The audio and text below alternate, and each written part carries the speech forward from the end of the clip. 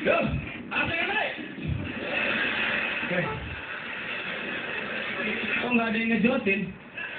Kasihan itu si Abdur itu dari awal show ngomong asik-asik nggak ada yang ngejotin. Beneran, sekali lagi ya, tolong bisa jawab gitu. Jos gitu ya. Sekali lagi ya. Beneran, tolong, gue tolong. Tolong banget. Yuk, beneran AC. Oke, mantap kan asik kalau kayak gitu kan? Tapi ntar kalau misalnya Abdur ngomong asik-asik jangan dijosin ya. Ya, assalamualaikum warahmatullahi wabarakatuh. Terima kasih kawan-kawan, terima kasih telah datang menyempatkan waktunya untuk datang ke Balai Kartini. Terima kasih luar biasa, kalian istimewa. Bicara masalah lingkungan, bicara masalah Indonesia, tanah air beta, airnya banyak, tanahnya nyewa. Katanya fakir miskin dan anak-anak pelantar dilindungi oleh negara, tapi nyatanya mereka di kolong jembatan meminta-minta.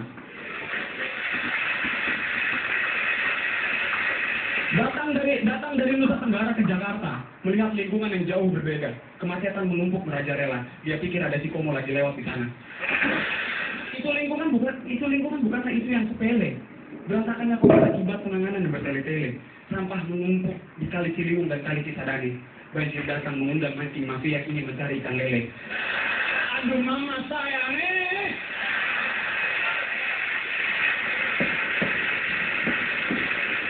Ya waduh, begitu doang nggak bisa kali gua.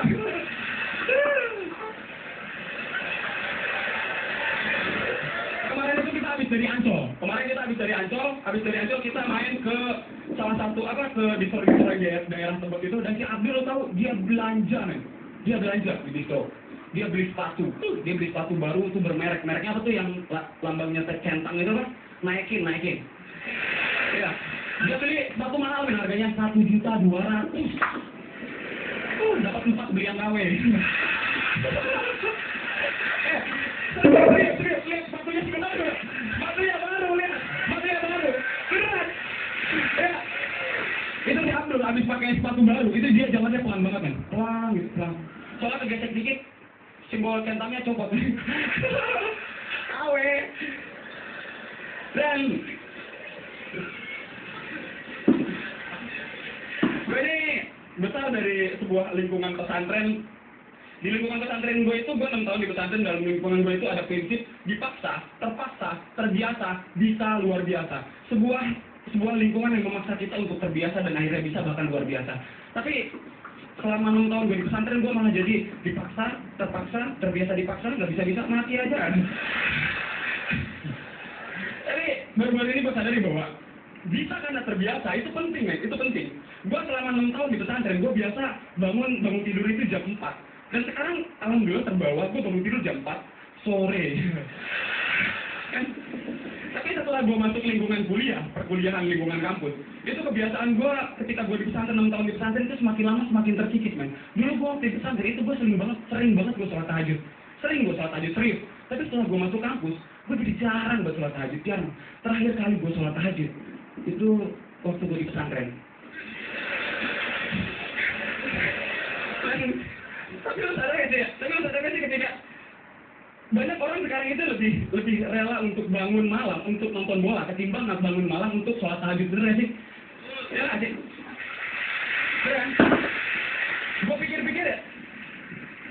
pikir-pikir, aduh sakit ya.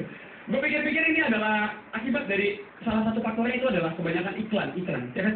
Banyak iklan di Indonesia ini yang memicu kita untuk nonton bola ketimbang, banyak iklan di Indonesia ini yang memicu kita untuk nonton bola, tapi nggak ada satupun iklan di Indonesia yang memacu kita untuk sholat tahajud, bener sih? Ya, emang di sini ada yang pernah lihat iklan sholat tahajud gitu? Nggak ada kan? Ya ada kan? Seharusnya ada kayak strategi susu jari untuk menangani sholat tahajudmu. Atau pukul 5 lilin gitu. Atau jangan sholat tahajud tanpa kacang dalam doa. Dan betul aja kalau anak, lingkungan itu juga salah satu faktor yang mempengaruhi tumbuh kembang anak. Kayak misalnya anak yang biasa dari kecil nonton TV ditemani oleh belayan kasih sayang kedua orang tuanya, cenderung untuk menjadi pribadi yang lebih lembut ketimbang anak yang dari kecil nonton TV di depan TV ditemani oleh kedua orang tua yang bawa kapak sama parang. Ya. Yang kayak gitu modelnya, itu gedenya jadi kayak si Abdul men. Nonton TV itu ada semut diteriakin, ya semut pegang gue juga kan? Dan jujur, gue terlahir dari sebuah lingkungan keluarga yang sederhana dan jauh dari kata kaya. Pertama kali gue melangkahkan kaki dari keluar rumah dan menuju kompas, gue peluk ibu gue dan gue bilang, nih, doain mudah-mudahan sukses dan tahun ini Umi bisa umroh. Dan saat itu ibu gue jawab, nah ini siapa sih?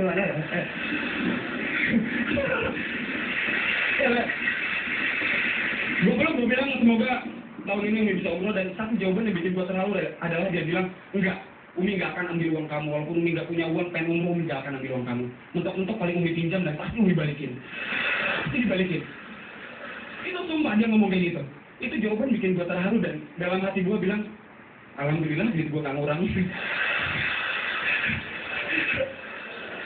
Dan soalnya gue pada saat itu gue yakin banget pada saat itu juga ibu gue berpikir, dia bilang, kampret anak basa-basi aja lu. Dan mulai saat itu gue pahami bahwa sebenarnya kasih sayang seorang tua, kebahagiaan orang tua itu bukan orang tua gue, ibu gue bahagia bukan ketika gue bisa memberikan sesuatu, tapi ibu gue bahagia ketika ibu gue bisa melihat anaknya gue bisa hidup bahagia. Kenapa? Karena ibu gue pasti berpikir bahwa ketika gue hidup bahagia, dia pasti kecipratan. Terima kasih Pak Dawid.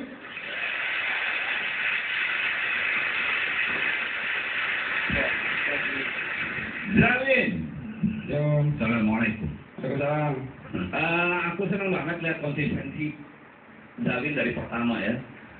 Gimana lingkungan Zawin itu kelihatan banget. Artinya gini, ketika orang berbicara lingkungan hidup, maka kita selalu berpikir pada hutan, pada lingkungan alam ya.